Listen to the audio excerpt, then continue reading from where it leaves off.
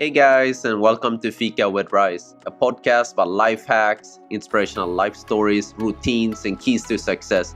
I'm your host, Fredrik, and each week I meet some of the most incredible people in the world, from self-made millionaires, best-selling authors, experts, and world-class athletes. My goal is to extract their wisdom, mindset, tools so you can use them in your daily life, but above all, to inspire you. Let's get this Fika started. Welcome to episode 25 by Fika with Rice. This week we meet Jonathan Bowman-Perks, a former British Army officer and leadership coach to leading CEOs, chairmen and executives, and host of the acclaimed Inspiring Leadership podcast. In this episode, Jonathan teaches us what makes a leader, the hard work that no one talks about of being a leader, how you can inspire your children or your colleagues to seek for more, the role of psychology in leadership, and how you can get the best from your team. Key questions to ask. Are you looking to become a leader? Or are you looking for inspiration for your leadership? Then this is an awesome episode with many gold nuggets. Let's get this Fika started. This is Jonathan's story. Let's go. Hello, Jonathan. Welcome to Fika with Rice. I am so excited to have you here on the show. You have a very interesting background and bring a leadership expertise that I'm sure our audience will learn a lot from. And I wanted to start this episode with some rapid fire questions. This is the second time we're doing it. The first time we did it with Paul Getter, it was extremely popular. So it goes like this. I'll make a statement and then you'll finish the sentence. Does that make sense? Okay, let's have some fun. Okay, so let's start then. If I was 20 years old, I'd learn a lot more. I'd listen and I'd not speak so much. That's a very good one.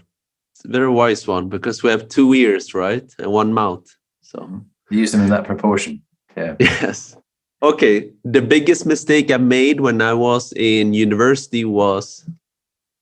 I think I partied too much and didn't learn enough about life. And I also think that I took myself too seriously and I would lighten up a bit. Oh, that's a good one. So I also partied. Not exceedingly a lot, Jonathan, but I said to myself, I don't want to be the 45-year-old guy in the party. I want to be the 20-year-old guy in the party. So now is the time to do it. But I saw it a lot like as networking opportunities.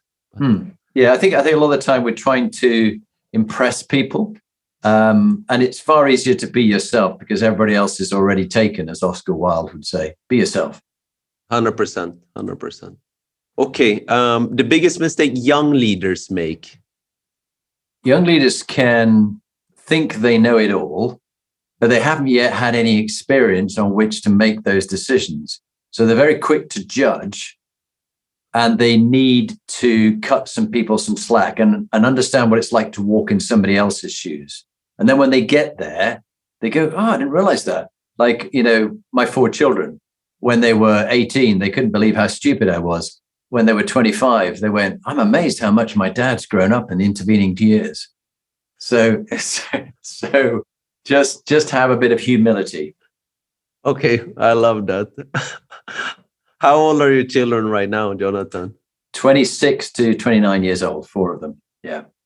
This is just a follow-up question on that. What's the if it's one lesson that you could pass on, only one to your children, what would that be?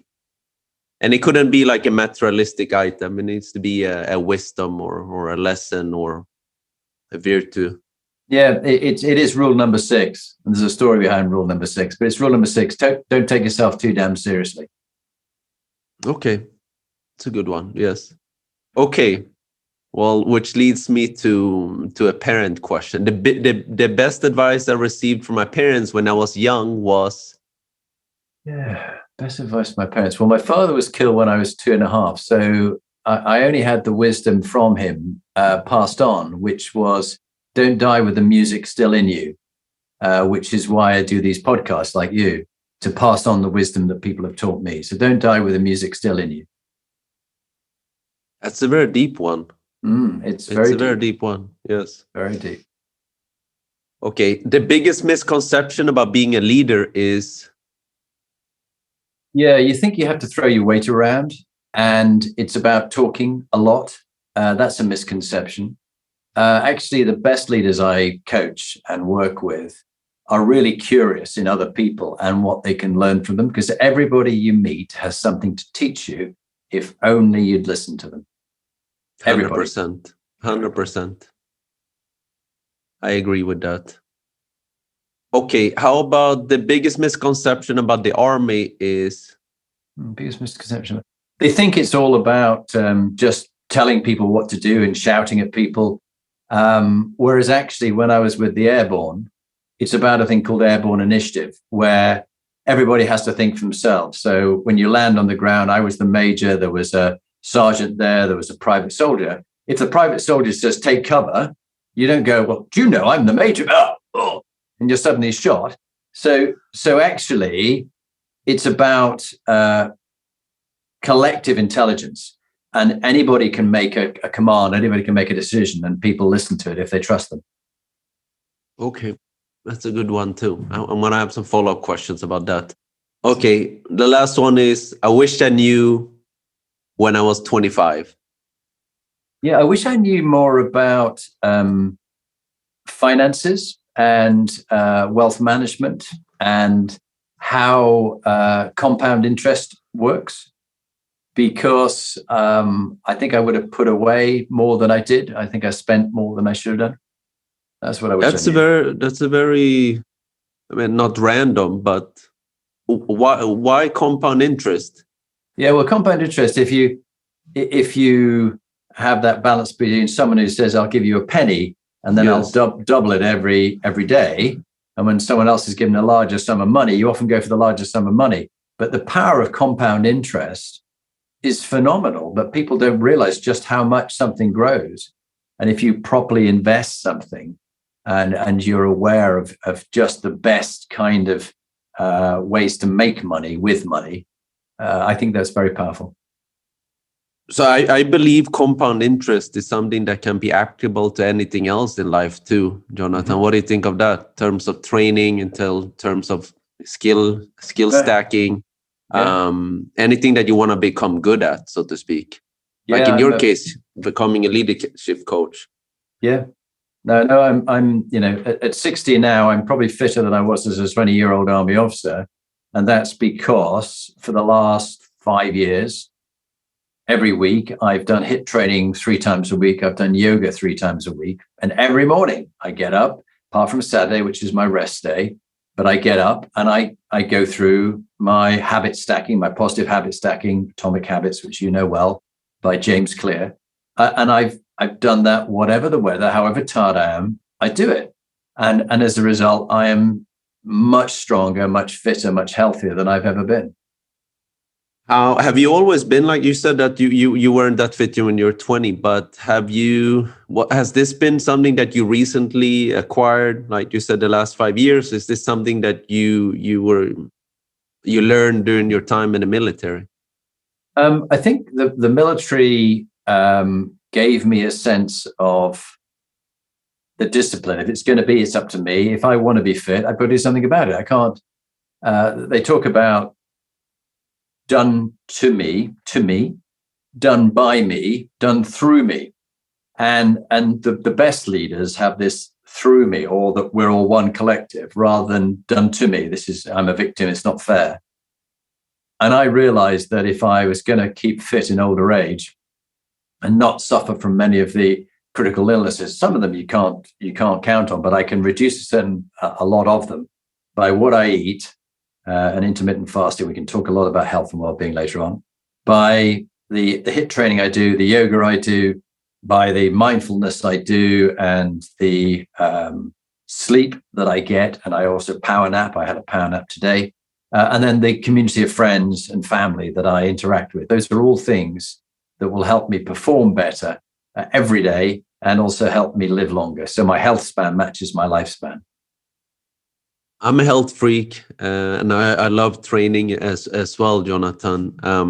I used to be one of the best ping pong players in Sweden, actually, but that was a long time ago. Anyway, congratulations. Thank you. But I think that for people that do have these high standards of themselves. I mean, I think it's great. It's awesome.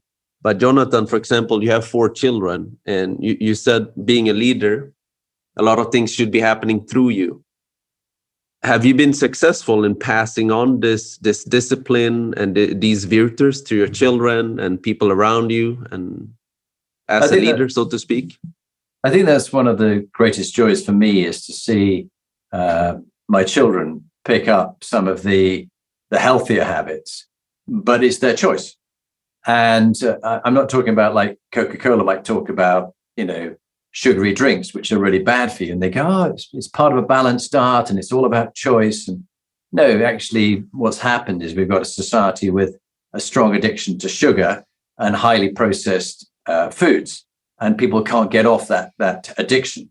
So there's a whole story behind that. But what I am talking about is, as a leader, they're learning you. My children were learning me, not just what I said, but how I behave. Now, I'd get things wrong frequently, and I was very quick to apologize and say that's not right. And equally, I think particularly of my girls, all 3 of them, who are very emotionally intelligent. Now, part of that is like a language you learn, but part of that is having an interest in them, and then they're interested in you. So I remember Bryony, she's now coming up to 27. And she got a triple first at Cambridge in all 3 years. She got a first, a very bright girl. But also she was reading me. And she said, Daddy, are you okay? And then, she must have been 6. Well, yeah, I'm fine. She goes, no, are you really okay? Wow. Oh, wow. Wow. And I go, well, no, I'm a bit upset. What are you upset about, Daddy? Well, I'm upset because of this happened. This person's done this. So what are you going to do about it, Daddy? And what have you learned? These are questions from a 6-year-old. Goodness me. And so continued to be interested in other people, doing very well in business, and also with her friends, because she learned some of those skills, and she also learned to adapt her mood. I sent her on, when she was about 17, 18, sent her on a leadership coaching program and another course. So she learned the skills of leadership coaching, and also neuro-linguistic programming, how you reprogram your mind and reframe the mindset you have. So you got a growth mindset rather than a fixed mindset, which you, I'm sure, are a big fan of. Thank you. Yes, absolutely, Jonathan. I read a lot about that too, obviously through people like Tony Robbins and so on. But for example, as a father and as a leader of your family, if I may say so, you said your daughter was 16 or 17 when you sent her on this camp. Was that something that you said you're going to this camp no matter what? Or was it, this is a proposal because this is going to be the benefits? And she sort of trusted in you and she said, okay, I'll go there because you inspired me, or you told me, or you suggested I should go there, Daddy. It was the second. And it really followed in a line that my mother, as she brought myself and 2 brothers up on her own, single parent, because my father was killed flying. Yes. She, when I was the same age, said, look, we haven't got very much money. We really were very strapped for money. But she said, I've saved up some money, and if you want, I can send you away to John Ridgway School of Adventure in Ardmore in the northwest of Scotland. Or you could go on the Winston Churchill, which is this big, tall sailing ship, and you'll learn a lot about leadership and you'll be with other people. I can't provide a sort of male figure that you can look up to, but you'll meet them on this program and they'll be your instructors. And I said, that sounds great. I'd love to go to John Ridgway School of Adventure in Ardmore. And it was life-changing, absolutely life-changing. It's extremely mature from your mother, and really wise. Very wise of her. Now, she sought advice from other friends of her girlfriends who were married, and said, what should I do with my sons, that kind of stuff. And this, knowing me, this is what they suggest I did. Now, in the case with Harriet and Bryony, I could see they were fast learners. And my wife and I were always giving them experiences. Always a choice, never forcing them. Would you like to go and experience learning about sailing in the Lake District in England? And you could go and be there a week and they'll teach you to sail. And that kind of, yes, that'd be lovely. And off they went. Or we'd learn to play squash. Or would you, as you prepare for business, would you like to go and do some work experience with different firms, with friends I know? Yeah, that'd be great, Daddy. bit scared about it, but it'd be really interesting. And they look back now and they say all those various experiences allowed them to decide what was right for them as well as what was not right for them. And so to have as many different experiences early on around that stage, 17, 18, 19, 20, is invaluable because you don't know what you don't know. And until you experience something, how can you know it's going to be right for you? 100%. And I love to inspire young people to really test out different experiences, both life experiences, but also professional ones, because not only, like you're saying, you find out what you would like to do with your life, but at the same time, that's what life is all about. That's when life is actually happening, and that's when your life become interesting. You have something to talk about with your friends and so on. But I wanted to ask you, Jonathan, it seemed from listening to you rather easy for your with your children, if I may say so. I say it's from an humble way. But how about people and young people that they say, no, I don't want to do that because I'm anxious, I'm introvert. How do you deal with personalities such as those? Yeah, I think a lot of the time we make some untrue limiting assumptions that we live as if they're true. So untrue limiting assumption lived as if true. So I remember one of my daughters said, "Daddy, I can't do this." Okay, so she's making this assumption she can't do this. And I go, okay, that's fine. And if you could do it, how would you do it? And she went, without a blink, I'd do it this way. Now, a minute ago, she just told me she couldn't do it. When I gave her a positive alternative assumption and said, if you could, how would you do it? The brain goes looking like a little mouse running around a maze for a positive alternative assumption. If I could do it, how would I do it? And I am always amazed by the power of the brain. And this is why in the coaching and the work I do with people of all ages, and what I've learned from the podcast is if you give space and time for someone else to do their own thinking for themselves, and you ask them simple questions like, what do you want to think about? What are your thoughts? And off they go. And then what more do you think or feel or want to say? They very quickly find their own solutions, particularly when you give them the positive alternative. And in what's called an incisive question, which breaks through the things they don't think they can do. And also the other thing is to give them experiences, let them try it a bit. I'm no good at anything. That's a generalization, okay? But yes. Hang on, I saw you do this very well. Okay, well, I'm no good at most things, but I can do some things. So already you've begun to disintegrate this pessimistic view, which is they believe it's pervasive, it's personal, and it's persistent. And when you can break those up with examples of how it's not about them, and that's one of the lovely sayings from one of the other podcasters, it's not about you. When you worry about a lot of things, you go, so it's about me. It's not about you. Don't get wrapped up in yourself. It's not about you at all. So, Jonathan, let's take a real example then. So I have a niece. She's extremely talented in school. She is 10 now, but she's extremely shy. And I've encouraged her to do sports. I'm like, okay, I'll take you there. Let's try it out. And like, no, I don't want to do it. How do you deal with a person like that is 10 years old, have the entire life in front of you, and it's okay, but I'll bring you there. And like, no, I don't want to do it. How do you use that method that you're suggesting? Well, I mean, the first case, I really question myself whether is sports what she wants to do. So it might be the antithesis of everything that she wants to do.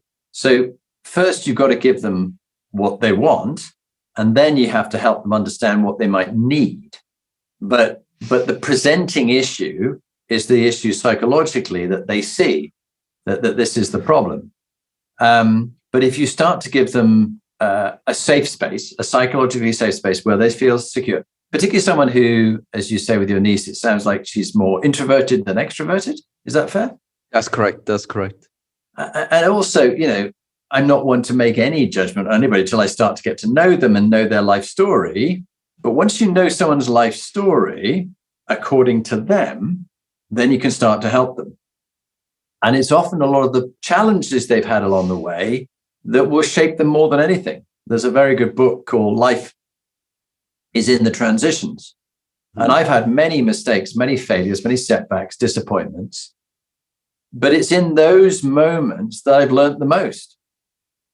So I always say in any situation, what have I learned? What action am I going to take? Learning, action, learning, action. And you can always ask her from anything that she's done that she's comfortable with, what have you learned from that? And what action are you going to take as a result of that? How can you make the most of that? What do you like doing? Where are you most comfortable? And in some cases, if you let a child just have crisps, they'll probably live off crisps all day long. You're someone who knows about the microbiome and what's good, and you know that crisps are not good for them any more than sugary Coca-Colas or Fantas are, or processed foods. But you sort of begin where they're at, and then see how you can influence them in a positive way, safely and bit by bit, to give them experiences of other things. And sometimes doesn't work at that time, but later on, I remember coaching somebody and I thought I was an utter failure with this person. I was trying to help them make a transition. I didn't think it worked at all. And I met with them about 3 years later. And I said, look, I just want to say straight away that I'm really sorry. I feel like I let you down. I wasn't a particularly good coach. He said, no, the contrary. He said, I just wasn't ready to change then. But 6 months after we'd finished working together, I made all these changes. And this is what I'm doing now. And it was thanks to that. But I just wasn't ready to adopt it. So you've got to ask with your niece, when are they ready? And 10 is very early. Often we try and there's a lot of pressure. There's sort of helicopter parents or uncles who are trying to help them because they want them to be like them. But be careful not to live your life vicariously through them. What do they want to do? Or is this what you want to do through them? That would be just some thoughts I have. I don't know. Those are some really good thoughts. Those are some very, really good thoughts. My reasoning behind putting her in sports was that, especially with the virtual world that we have today, I feel like children need to build mental toughness. And one way that I see and the way I built it was through sports, through defeats, through hard training, through consistent training, going to train when it's snowy, when it's raining, when you don't want to go,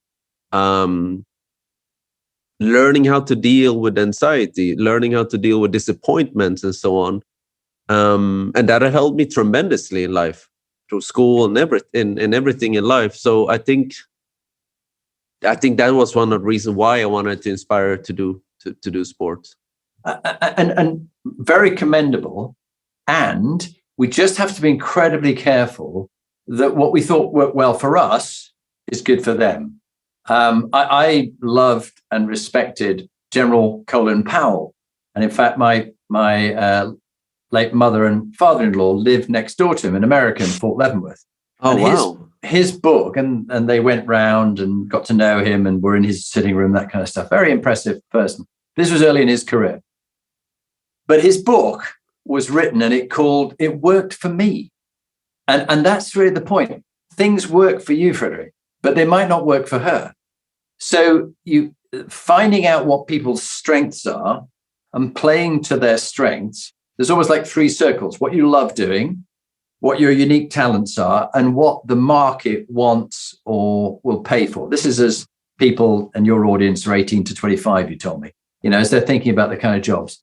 Can you get to know what you love doing, kind of talents, things you have, what other people think you're talented at, and then think about the overlap of those 2 things, the bits which you like doing and you're talented at, that's a win, that the market will pay good money for. I mean, I was reading the World Economic Forum, the Future of Jobs report, 2022, just come out. Now, it's saying that in 2025, these are the top 10 skills. These are 5 of the top 10 skills. I can later on look up the others, but leadership and social influence is one of them. Resilience, stress tolerance, and flexibility is another. Analytical thinking and innovation, another. Creativity, originality, and initiative, another. And technology use, monitoring, and control is a 5th. So are the people who are listening preparing themselves for a world where a large number of jobs, millions upon millions of jobs will go, and there'll be new jobs and skills needed, which will be a combination of human interface, AI, and technology working together. That's my question for you. It's a good question. It's a very good question. I mean, we're trying to equip and inspire our students and our audience as much as we can and preparing them. I think the world is changing very, very rapidly. The biggest bottleneck that I see is that the big traditional educational institutions are not preparing their students enough for the future that we're entering. I think that's the biggest bottleneck. And then you have private enterprises like ourselves at Absolute Internship and many others, and who are trying to do it from our angle, so to speak, in order to equip them. So. Yeah, well, I think this has been a problem throughout the ages. Even as I was growing up, I remember much of the stuff that I learned at school and at university. This is of questionable value. And looking back now on what I'm doing now, how often would I have to use some of the stuff I had in physics or some of the calculus that I did and integration? I mean, never. So why unless I was going to go into some detailed analytical engineering job, it was utterly irrelevant.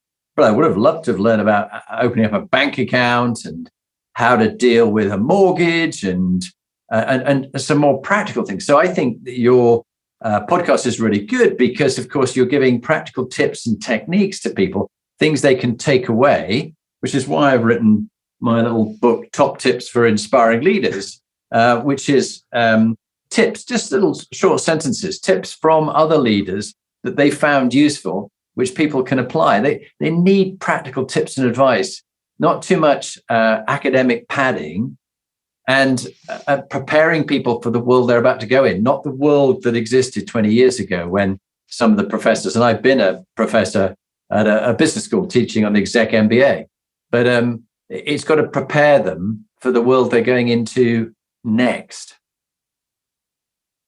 Jonathan, you were in the British Army for 20 years. You saw a lot of great leaders, I'm sure, a lot of average ones. And you've been in the Army when communication, when we didn't have emails, when we didn't have text messages. But communication has always been ultra important, especially when you're in a high stress environment, like in the Army. But that could also be in the corporate field. That could also be in a business school. Could also be in a university. What would you say? How do you communicate effectively as a leader, especially in today's world where you have emails and texts where things really can get complicated and people can assume? Yeah. Well, I wasn't quite that old that people were running in sandals from marathon with a stick with a little note attached on the end of it, holding it out for the emperor to receive it. But it was a time when I remember huge boxes about this size, which now can be fitted into an iPhone size. And we had I was in charge of communications around Germany, and we had huge repeaters on hills and things driven up in big lorries and stuff like that, which now are permanent masts. So that was the technology, but the actual process of getting messages to and from people is still the same from Sparta to today, which is that you've got to make sure that it's not the fact you have transmitted, send the message verbally on the phone as a text, is have they received it? And often we go, well, I sent the message, I sent the email. Well, it's your fault you didn't get it or you didn't understand it. And I think people forget it's a real skill to communicate clearly, succinctly, and specifically so the other end understands it. Otherwise, we have the problem which we described in communication when I was in the Royal Corps of Signals in the British Army, which we call it other enditis. Okay. There's a problem at your end. No, the problem's at your end. No, it's at your end. It doesn't really matter. The fact is, you often have to transmit, send the message, say the message, the branding, whatever it is, many more times than just once to make sure it gets through. And then you got to check that people understand it. There's that famous story about the First World War, where people passed down the trench, send reinforcements, we're going to advance. And by the time it had been passed on from ear to ear, the final private soldier said to his captain, "Sir, send 3 and 4 pence. We're going to a dance." And of course, things can get very corrupted, and people abuse situations for their own ends. You only need to look at what's going on with people like Trump and his communication message of whether he feels he lost the election, which he didn't, but he then will go on about that and communicate and find mediums that will get his message across. And so now we've got a breakdown in trust in communications because people don't believe one side or the other. So it's a big area. But as individuals, if you're 18 to 25, learn the skills of good writing, whether you're texting it or written letter, good verbal communications, and being able to read other people in a room or on a video like we're doing now, so you can look at the cues and read the body language and the eye signals, what's different from normal. So a lot of things that young people do well is that they know how to write polite emails, they know how to write polite text messages, but sometimes the point doesn't get across. And then you receive an email and okay, what's the action here? What do I need to do? Hence, that's why I was asking the question, really, how do you really effectively get the point across as a leader? Well, there's levels of effectiveness in communications. You know this, and I'm sure many of the people listening know this. The most effective is face-to-face. You can see the whole body language. You can check with somebody. You can tell how authentic they're being about it, whether they're really serious about it, intonation, tone, whether they repeat certain things. By the time you've got to then video, that's slightly less effective. And then when you get onto text and emails, people shorten it, use, emojis, anything they want, and think that the other person might understand what they mean. Often misunderstood very badly. So I find it very useful when you've got two people talking with each other and there's a lack of understanding. I get them to play the game of, can you summarize what she said to her satisfaction? So in 90 seconds, can you summarize what she said? And she gives a thumbs up if she feels she's been heard, hasn't been fully heard, and definitely hasn't been heard. And the other person has to improve it until she gives a thumbs up. And then they can go on with their point of view. And then they reverse the tables. And the other person has to play back what they understand that person's point of view. And then you get them to get to a point of an agreed decision, action, next step, who's going to be accountable, and what's the delivery deadline. It's called DANSAD, DANSADD. That you don't just have a meeting for the sake of it and an update. You need them to make decisions. In every single job, the main thing we make is decisions. Decidere, which means to slice off and stop something in order to decide to do something else. And decision making is the most important skill for your young leaders who are listening today. That's a separate topic that is extremely, extremely exciting, decision making, because a lot of people have problems making decisions. I mean, including myself. It's really strange, Jonathan, but so for example, I work at Absolute Internship. I take decisions every day. I feel very comfortable in doing it. I do it rather fast, sometimes with lack of information. But to go out and buy a pair of shoes, I can get like big anxiety, and I will not be able to make a decision because there's too many options. How do effective leaders take decisions fast, and what separates those that take decisions fast versus those that have like this obstacle, like this problem with taking decisions? Yeah, I'm sure this happens to a lot of young people, especially a lot of fresh graduates who are just entering the workforce. Yeah, it is a common problem for all of us. One of the things in society today, more than ever before, is we're not going to Lidl where there's one red wine bottle. You're going to Tesco where you've got a choice of 200, and so you get moithered by the modern environment. What's the benefit of this or that? And if you're someone who loves to analyze things and look at data and have a spreadsheet and things like this, you can get your knickers in quite a twist because you're just overwhelmed. And this is a problem that in military communications and indeed in combat fighting we got to the point where you have to go with 80% of the information. If you wait for 100%, it'll be too late. The enemy's moved on the far side of the hill. They were over there. You sent a scout up to the top of the hill. They observed what was going on. They came back in the old days and told you what it was, or they radioed back. And you then have to make a decision. But you don't know exactly where they are. And I think part of our problem is we're looking for complete awareness of all the factors, all the information, and then we can make the perfect decision. Get over it. There's never a perfect decision. You're going to have to make the least worst decision. This is what Churchill talked about, democracy. It's not good. It's the least worst of all the systems they have, but the others are even worse. So making a decision with incomplete information, but then you have a review point. And there's a very good book. I had the Captain David Marquet, who commanded a USS Navy submarine. It was the worst in the Navy. And then he turned it around to become the best in the Navy. It's called Turn the Ship Around. And his second book is Leadership as Language. And in that, he talks about at some stage, you can be a decision evaluator, but you get decisions made as low a level as possible. If other people can make the decision, get them to make the decision. But then you have a review point where you check, is this still right? Has the situation changed? And people think it's a bad thing to change their mind when the situation changes. Not at all. Churchill was criticized it in the Houses of Parliament, years ago when he was alive. And he said, when the situation changes, I change my opinion. What do you do?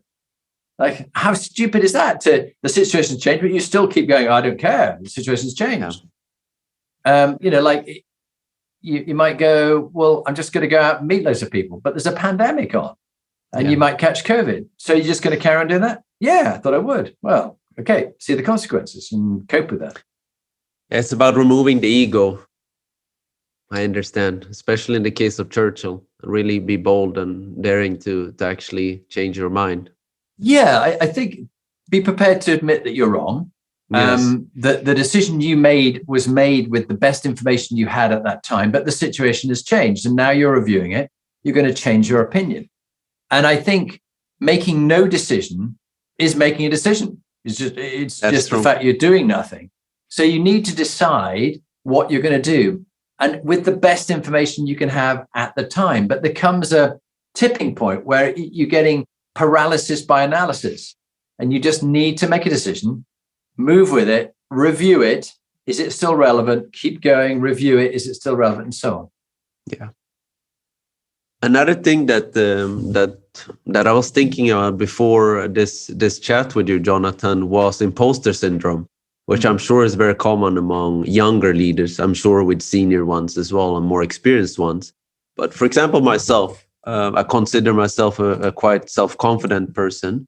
And I give a lot of gratitude towards my parents for raising me this way and instilling this in me. But sometimes myself, leading a team, I also have questions like, okay, have I really done enough for my team? Am I really giving the support, care, and empathy that, for example, this person needs? What's your take on it? Like, does one need to have a strategy around imposter syndrome, or how do you deal with it? I think in some bizarre way, imposter syndrome is quite healthy, because when you are Trump-like and you believe you're completely right when all the factors are telling you you're wrong, that's what I call the dark triad of narcissism, psychopathy, and Machiavellianism, which is the ending of many companies and many successful young leaders who are too arrogant to admit they're wrong. So the first thing you've got to ask yourself, what am I wrong? What if I'm wrong? And if I am wrong, what would I then do? And then what would I do? So having scenario planning of what would happen. Eisenhower, for example, who became president and was the general in charge of the D-Day landings, he wrote 2 letters the night before the 6th of June invasion of France. In one letter, he wrote, I apologize for all that went wrong. It was utterly my responsibility, and the failure of the invasion was my fault. And in the other one, he wrote, I'm really pleased that the invasion has gone really well, and I want to thank Generals Marshall and Montgomery and Bradley for their superb leadership. That's fine leadership. but he was preparing for what if things go wrong. Because the only thing you can control, and I do recommend people read The Daily Stoic by Ryan Holiday, which is all about Stoic philosophy. If you have come across it, I see you nodding. It's on my nightstand for many years. I read one page every day, and it's amazing.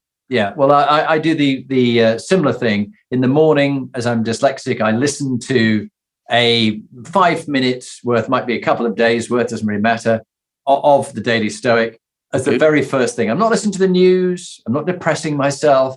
This is what's going wrong in the world. I'm listening to some wisdom, and I recommend, if only I knew that when I was 18 or 20, I think I would have been a much wiser man, because I can only control the controllables, and that's my thoughts and my actions. I can't control what you do. I can't control whether the technology on this call fails. Yes. I can set things up, but I think being prepared for the fact that we all do doubt ourselves in the darkest part of the night. We worry about, am I good enough? Am I doing the right thing? And in the example you gave me, Fredrik, I think it's a really good one. Ask the people, what other support do you need from me? Or when we were doing selection of young officers, I was an instructor at the Royal Military Academy Sandhurst, which is probably, according to many opinions from experts, one of the best leadership development centers in the world. And I was very honored to go through there for 2 years being trained, and then to go back later on when I was 25 and be an instructor. I think I was 28, actually, to be fair, 28. And I learned a huge amount from the instructors I had and fellow instructors. But a lot of the time I didn't always know the answer. And I'd sometimes ask others, okay, gather in, we've got a problem here. I don't know what to do. I haven't got the answer, but I want to hear some views from all of you, and then I'll make a decision based on your best thinking. So what do you think? Everybody has a chance to speak. And I go, okay, having heard all your views, my freshest thing is this. So you do this, you do this, you do this, I'll do this. Off we go, follow me. And that's fine leadership. And it's no mistake. In fact, it's a great strength to admit you don't know, apologize when you're wrong, and work out what to do to resolve it. So I love that advice, and especially the one of asking questions, which I find myself fairly good at, in asking the other party how to feel about it, especially another colleague. When I feel like there's a challenge, and I'm sure a lot of people in the audience have that too, is when the other person feels that, okay, there's a hierarchy in between us, or I'm shy, I'm not really going to say how I feel. I'm just going to say everything is fine, or I don't dare to say it. I'm not saying that I'm leading by like scaring people, or I'm leading by fear, but it might happen. I mean, it's normal, especially when you're dealing with younger colleagues who are 22, 23, who doesn't have that much experience. So in those situations, it's a good one. Often one of the great questions are often brilliant in any situation. If you were in charge, what would you do? You could ask one of them. Two lovely little mnemonics, WWW and EBI. In the idea I've suggested to you, what works well about it, and what would make it even better if we did it. So you don't say what the problems are with it, but what's working in it and what will make it even better. And so then you can iterate and constantly improve it to make it a better solution. But then ultimately, check, are you committed to it? Yes, not so sure, and you're down. What would it take to make it a thumbs up, to make you fully committed? Well, if we did this, plus we did that. So don't assume that silence means that everybody agrees with you. And you can do the commitment, the thumbs up, sideways. I love that, actually, Jonathan. It's I brilliant. love that. I don't know where I got it from. I can't claim the credit, but it's a brilliant way of checking on a video link with 20 people or whatever. Are you committed to this action? Yes, fully committed, not quite there, or you're against it. And the question is, what would it take to make it a thumbs up? And they then give you the solution to what would make it even better. Exactly. No, I love that a lot. I love that, really. It seems that the key lies in the questions, the type of questions you ask, and then don't assume that silence is agreement. It's a lovely old Chinese saying, the quality of the answer depends on the quality of the question. And we need to make each question relevant for a 14-year-old reader of a basic magazine. All right. Yes, the I language love has that. got to be as simple as possible. If a 14-year-old couldn't understand it, it's far too complicated. And so check with people beforehand the quality of the question. And it needs to be like a what question or a how question. Asking people why or a yes or no, closed questions, not good. I like that. And I love the 14-year-old connection, because I use that myself when I don't understand something. I'm like, okay, Jonathan, I don't understand this Bitcoin thing or whatever. Explain to me like I'm 12 years old what it is. And and if that person can't digest it and like really break it down to a 12-year-old level of language, then that person doesn't understand it. It's very well put. And we're in danger with things like Bitcoin and non-fungible tokens and things like that, NFTs, yes. Of selling things that people don't understand. And we don't seem to have learned from the mortgage-backed securities scandal in 2008, when people were bundling up packages of dodgy financial arrangements with good stuff and selling it. And people don't understand what was there. It's almost like looking at an old garden shed and it's been painted 25 coats. You don't know what the first coat color was. All you can see is the latest one. So people are going, oh, I'm going to invest in this. This is a really good idea. And they lost their money big time. And the whole structure crashed. It's lovely to have new technology. I'm very supportive. I'm an early adopter of most things. But I will not sell and represent things I don't understand myself, because I'm not being authentic. And my credibility is connected to I'm a trusted leadership advisor. That's my job. And if they trust me and I break that trust by selling something I don't understand and it all goes wrong, my reputation's ruined. So I steer widely clear of things that are kiss me quick schemes where people can get massively rich, but also lose it all overnight because they don't understand how the system works. And often they're Ponzi schemes, or someone's making a lot of money, but it's not likely to be you. Yes. Leadership is a very, it's a very extensive topic. There's so many books about it. You mentioned some, and I'm a big reader, so I'm definitely going to look them up afterwards. And I'm a big fan of older books, with the exception of 2 leadership books, which I read, I think it was during 2020. So the number 1 is The Ride of a Lifetime with Bob Iger. And then the number 2 is What It Takes, with Steven Schwartzman. But my personal opinion is that you learn, that's my personal opinion. You're the expert though in this topic, Jonathan. My personal opinion is that you learn the best for leadership by doing in order to become a great leader. But that takes a lot of time, right? And to become a great leader, that takes many, many years. I know the business partner of Warren Buffett, Charlie Munger, he once said that the fastest way to get ahead in life is to learn from other people's mistake, which leads me to the question that I have. What are the 3 most common mistakes that leaders make that are not often spoken about? Most common mistakes. That's a good one. Well, I just want to pick up before I go to answer that question on the earlier one. I do think you make a very good point that all leaders are readers, but not all readers are leaders. So that's a good point. Yes. There's no doubt about it that the advent of Audible and audiobooks, for me as a dyslexic, was life-changing, but it only came later in my life. And if I'd had that when I was 16, I am certain I would have been a far better leader than the leader I was for my 20 years in the military, when I was in PricewaterhouseCoopers, IBM, managing director, running my own business, director of my own business, and advising CEOs and boards around the world.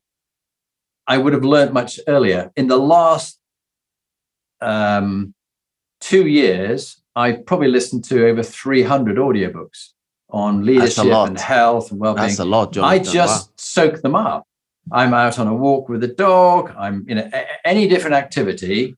I'm heading up to bed. I'll just listen to a bit or whatever it might be. It's my occasion to soak up Churchill, Marlborough, Malcolm X, life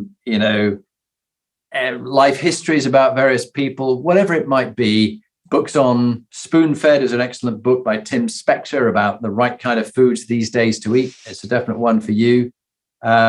And then this book, 4,000 Weeks by Oliver Burkeman. But then also How to Win Friends and Influence People. I mean, a classic of all classics. Yeah, that's one of the best. I think it was £6 or €7 when I bought it. Yeah. Amazing book. It's a great book. And if people want some other books to look at, go to my website, jonathanperks.com. And there I've got 30 of the best books I've read recently. And I'm reading more all the time, audiobooks. There's some really good ones out there.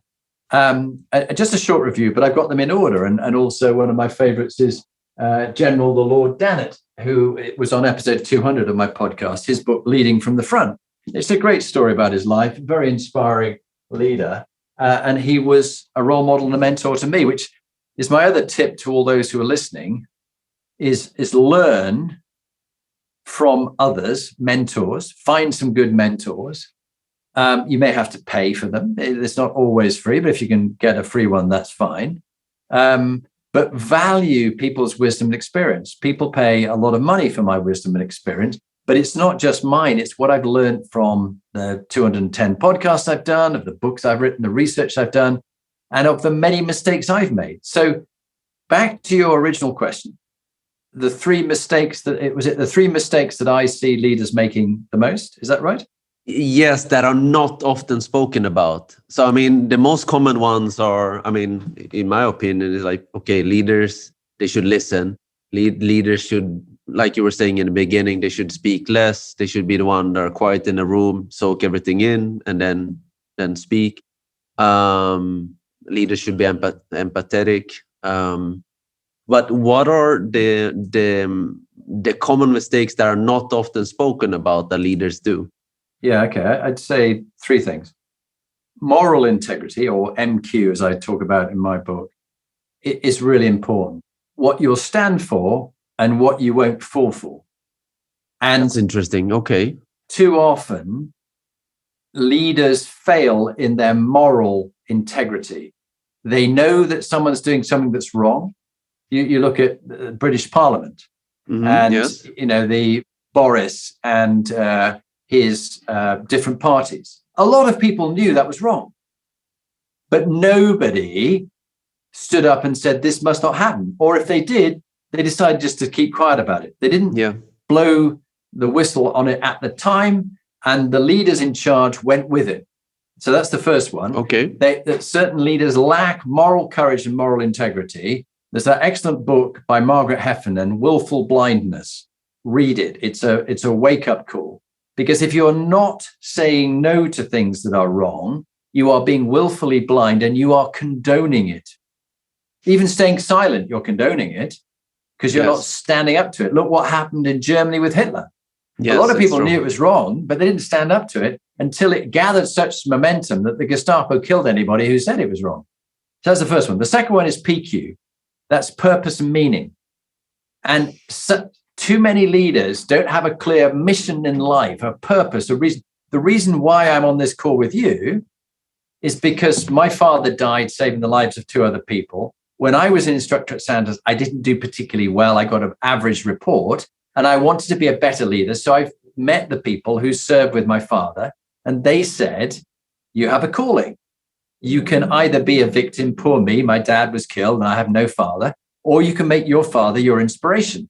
And you can look for inspiring leaders, learn from them, and pay it forward to others, which is what I'm doing now for free on this call with you, helping others so that they can have a better start in life and get the best tips and techniques. They don't have to make the same mistakes.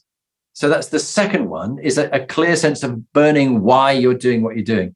And the third one is that they forget that they need to leave a legacy. They need to leave things better than they found them. It's about stewardship.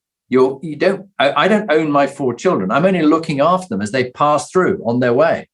But can I leave them better than they would have been without my input, without my help, my love, my support, my financial backing?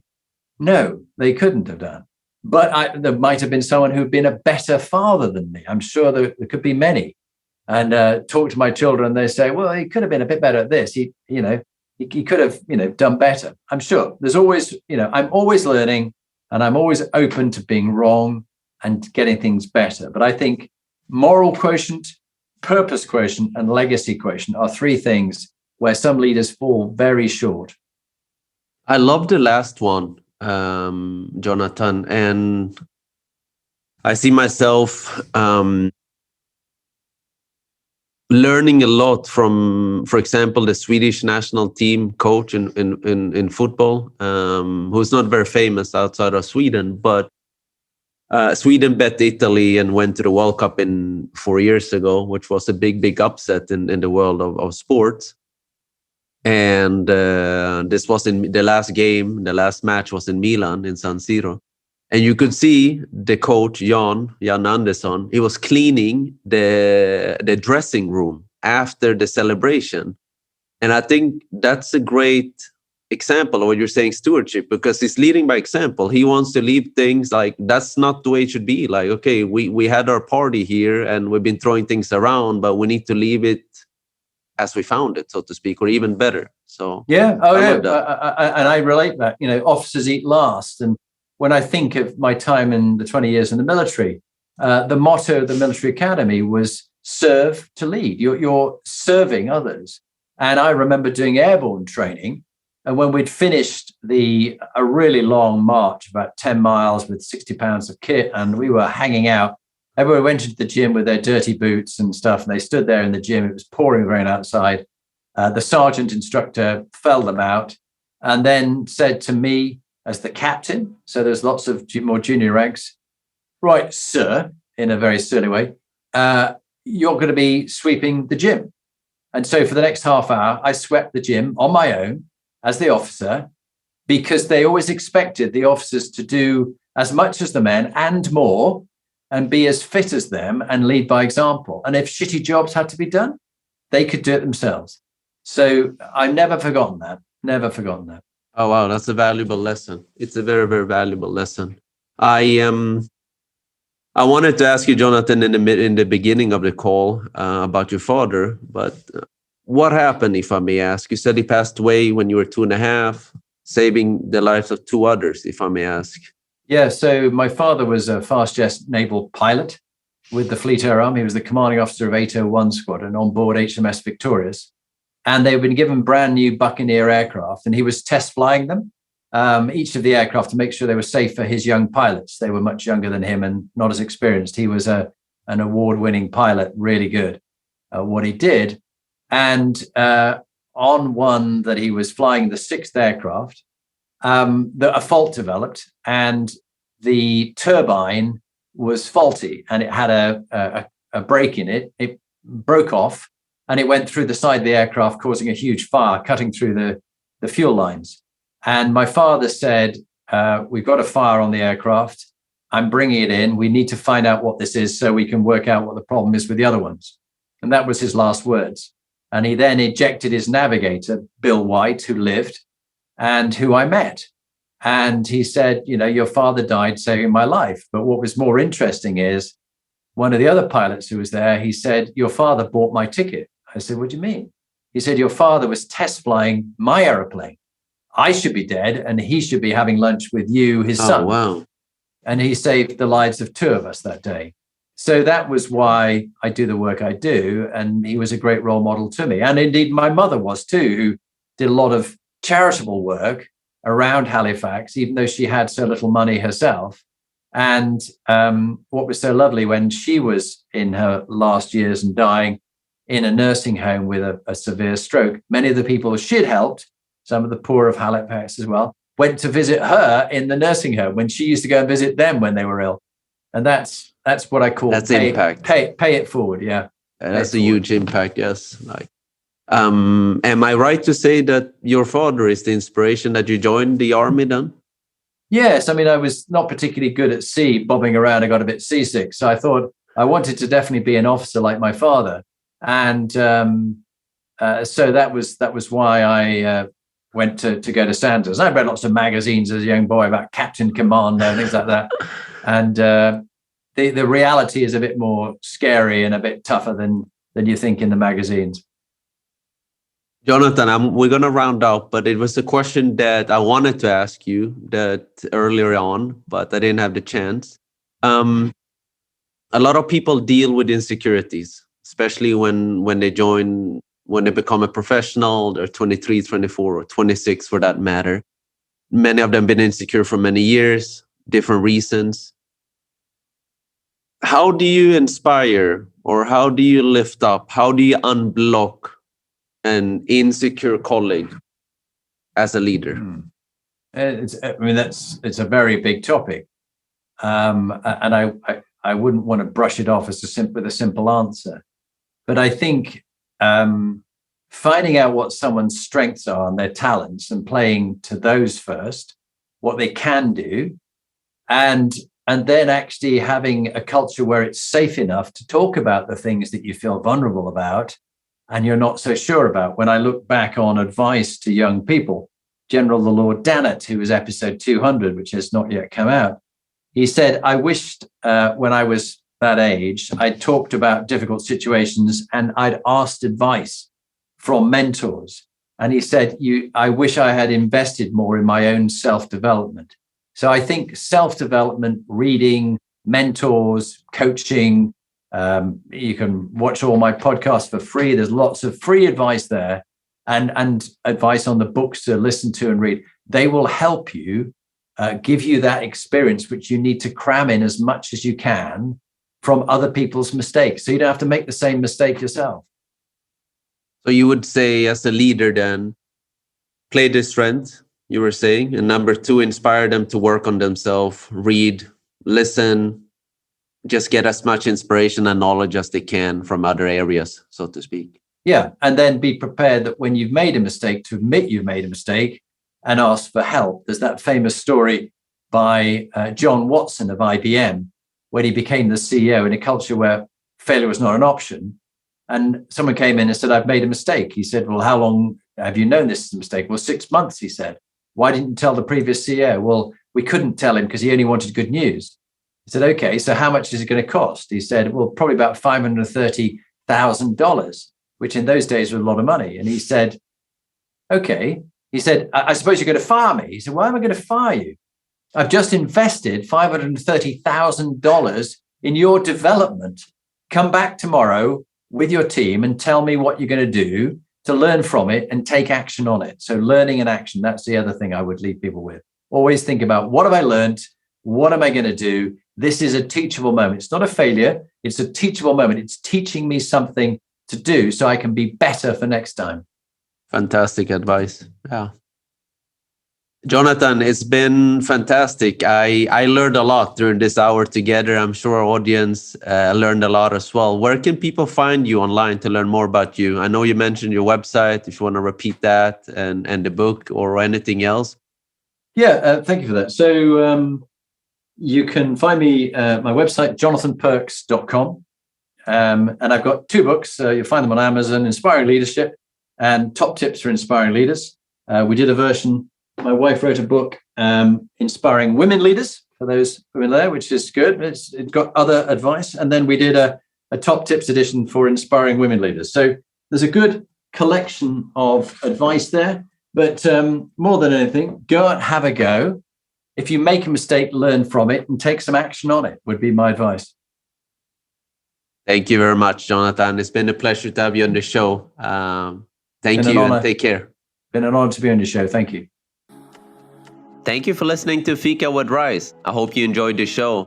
Who do you want to have on our show? Let us know by sending me an email at fredrik@absoluteinternship.com. And before you go, if you like this conversation, don't forget to subscribe to our show on Apple Podcasts, Google Podcasts, YouTube, or Spotify to get to listen to more inspirational stories and life hacks. We'll really appreciate it. See you next time, and much gratitude for listening.